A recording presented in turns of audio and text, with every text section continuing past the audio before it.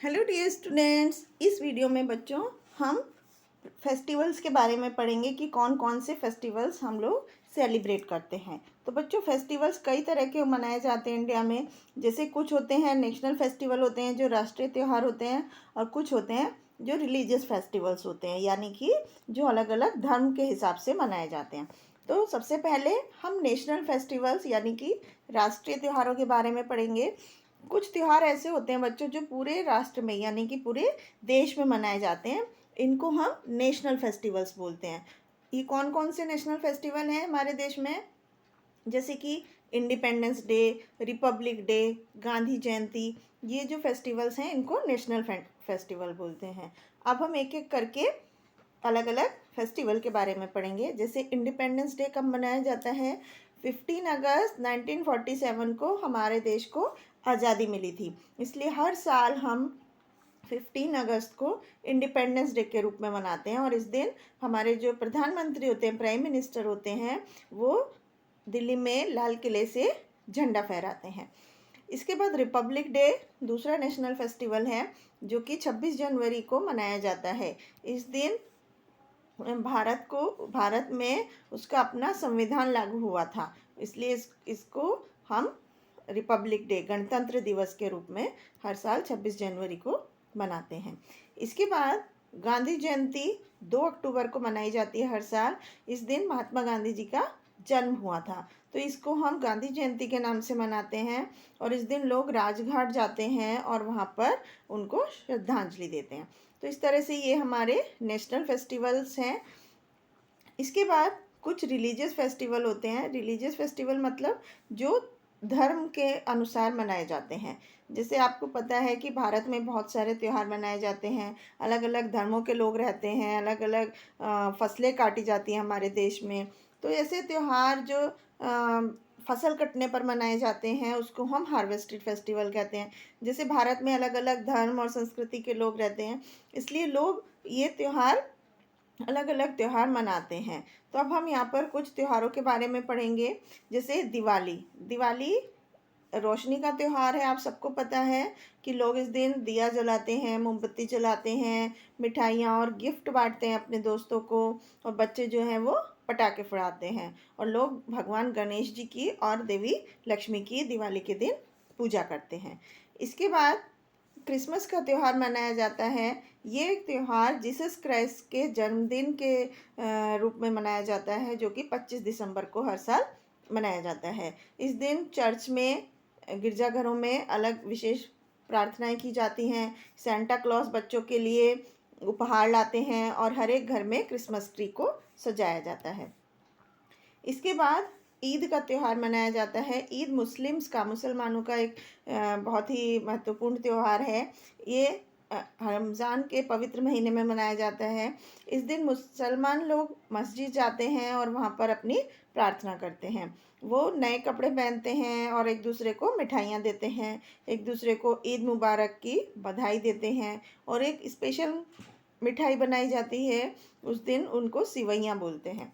तो इस तरह से ईद का त्यौहार मनाया जाता है। इसके बाद गुरु पर्व सिखों का त्यौहार है, जो कि गुरु नानक देव जी के जन्मदिन के लिए उपलक्ष्य में मनाया जाता है। लोग इस दिन सड़क पर बड़े बड़े यात्राएं निकालते हैं और गुरुद्वारा में लोग जाते हैं। गुरुद्वारे को लाइट से, रोशनी से सजाया जाता है। इसके बाद बच्चों एक इम्पॉर्टेंट त्यौहार आता है होली। होली रंगों का त्यौहार है और ये मार्च के महीने में मनाया जाता है। होली जो है वो बुराई पर अच्छाई की जीत का प्रतीक है। इस दिन मौसम चेंज हो जाते हैं और इस दिन लोग, आदमी, औरतें और बच्चे सब रंगों से होली खेलते हैं।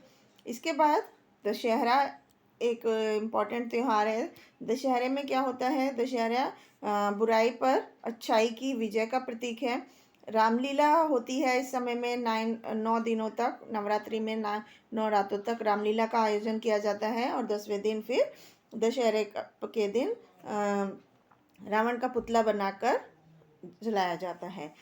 रावण के पुतले को और मेघनाथ के पुतले को और कुंभकर्ण के पुतले को जलाया जाता है, जिससे कि माना जाता है कि ये बुराई को ख़त्म करके अच्छाई की जीत हुई। अब ओणम मनाया जाता है कुछ राज्यों में। केरला में जो फसल कटने का त्यौहार है उसे ओणम के नाम से मनाया जाता है। ये अगस्त सितंबर के महीने में होता है और ये बहुत ही रंग रंग बिरंगा त्यौहार है। लोग इसे मनाते हैं, 10 दिन तक नाचते हैं, गाते हैं और एक विशेष रेस का आयोजन किया जाता है जिसे स्नेक बोट रेस बोलते हैं। इसके बाद पोंगल का त्यौहार मनाया जाता है। पोंगल भी तमिलनाडु में फसल कटने के त्यौहार का नाम है। ये भी 3 दिन तक बारिश के भगवान रेन गॉड के सम्मान में मनाया जाता है, सन गॉड के सम्मान में और होली काऊ गाय के सम्मान में पूजा जाता है। तो इस तीसरे दिन बुल फाइट का आयोजन किया जाता है और एक स्पेशल डिश बनाई जाती है जिसे पोंगल राइस बोलते हैं। तो इस तरह से तमिलनाडु में फसल कटने का ये त्यौहार पोंगल के नाम से मनाया जाता है। अब हम पढ़ते हैं इस चैप्टर में हमने क्या क्या चीज़ें पढ़ी। बच्चों, भारत जो है वो एक त्योहारों का देश है, त्योहारों की ज़मीन है। यहाँ पर अलग अलग तरह के त्यौहार मनाए जाते हैं और भारत बहुत ही धार्मिक और संस्कृति वाला देश है। राष्ट्रीय त्यौहार जो होते हैं वो पूरे राष्ट्र में यानी कि पूरे देश में मनाए जाते हैं और Independence Day, Republic Day, Gandhi Jayanti ये हमारे राष्ट्रीय त्यौहार है।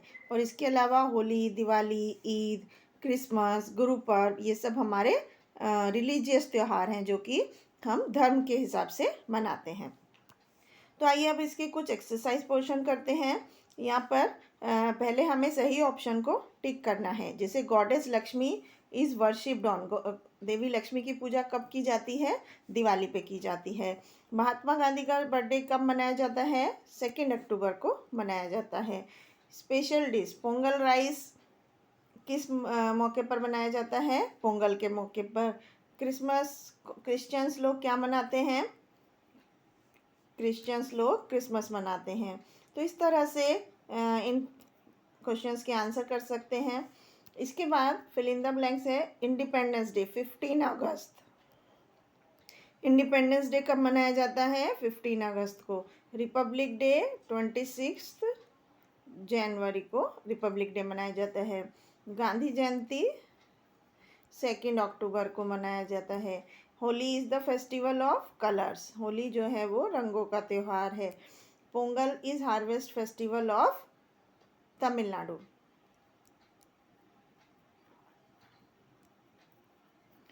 तो इस तरह से हम इन क्वेश्चंस के आंसर कर सकते हैं। तो ये था बच्चों अलग अलग त्योहारों के बारे में। हमारे देश में हम कौन कौन से त्यौहार मनाते हैं, किस किस राज्य में मनाते हैं, कौन से त्यौहार हम पूरे देश में मनाते हैं। आई होप आपको समझ में आया होगा। Thank you.